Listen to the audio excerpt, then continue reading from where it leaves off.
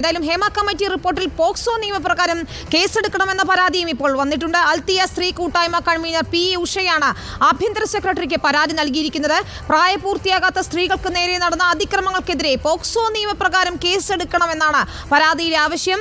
റിപ്പോർട്ടിൽ ഗേൾ എന്ന് പരാമർശിക്കുന്നുണ്ടെന്നും ഈ പരാതിയിൽ ചൂണ്ടിക്കാട്ടുന്നു. ആ ശ്രീജിത്ത് നൽകും വിവരങ്ങൾ. ശ്രീജിത്ത്, ഗേൾ അതായത് കുട്ടികൾ ഇത്തരത്തിൽ ചൂഷണത്തിന് ഇരയാകുന്നു എന്ന പരാമർശങ്ങളുണ്ട് ഹേമ കമ്മിറ്റി റിപ്പോർട്ടിൽ. ഗുരുതരമായ പരാമർശങ്ങൾ തന്നെയാണ്. ആരുടെയെങ്കിലും മൊഴികളുടെ അടിസ്ഥാനത്തിലായിരിക്കുമല്ലോ റിപ്പോർട്ടിൽ ഈ പരാമർശങ്ങൾ ഉൾപ്പെടുത്തിയിട്ടുണ്ടാവുക. അതുകൊണ്ട് തന്നെ ഇതിൽ പോക്സോ നിയമപ്രകാരം കേസെടുക്കാനുള്ള സാധ്യത തേടുകയാണ് അൽത്തിയ സ്ത്രീ കൂട്ടായ്മ എന്ന് വിചാരിക്കുന്നു. അവരുടെ പരാതിയിൽ പറയുന്ന കാര്യങ്ങൾ എന്താണ്? സർക്കാർ ഈ പരാതിയിൽ സ്വീകരിക്കാൻ പോകുന്ന നടപടികൾ എന്താണ്? എന്തെങ്കിലും സൂചനകളുണ്ടോ?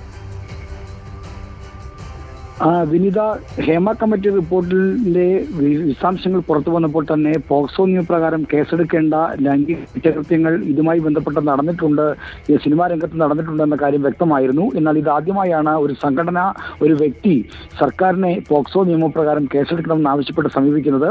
അൽത്തായ സ്ത്രീ കൂട്ടായ്മയുടെ കൺവീനറും സാമൂഹ്യ പ്രവർത്തകയുമായ പി ഉഷയാണ് ഇപ്പോൾ ആഭ്യന്തര സെക്രട്ടറി വിശ്വാസ് സിൻഹയ്ക്ക് പരാതി നൽകിയിരിക്കുന്നത്. ഇന്ന് ഇമെയിൽ മുഖേനയാണ് പരാതി നൽകിയത്. എന്തായാലും സാമൂഹ്യ പ്രവർത്തകയായ പി ഉഷയുടെ പരാതി സർക്കാർ അവഗണിക്കാൻ സാധ്യതയില്ല. നിരവധി ഇത്തരം സ്ത്രീ വിഷയങ്ങളിൽ വളരെ കർശനമായി ഇടപെടൽ നടത്തിക്കൊണ്ടിരിക്കുന്ന ആളാണ്. അതുകൊണ്ട് തന്നെ സ്വാഭാവികമായും ഇക്കാര്യത്തിൽ തുടർ പോരാട്ടങ്ങളും അവരുടെ ഭാഗത്ത് ഉണ്ടാകുമെന്ന് സർക്കാരിനും അറിയാം. അതുകൊണ്ട് ഇക്കാര്യത്തിൽ സർക്കാരിന്റെ നിലപാട് എന്താണെന്ന് ആണ് ഇനി അറിയാനുള്ളത്.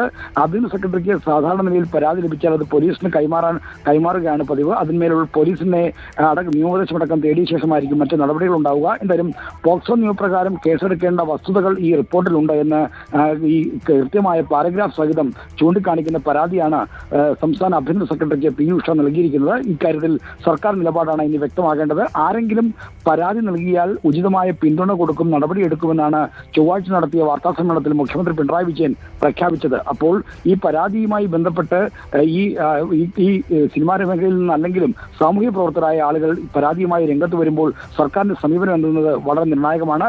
ഇക്കാര്യത്തിലുള്ള പ്രതികരണമാണ് ഇനി അറിയാനുള്ളത്.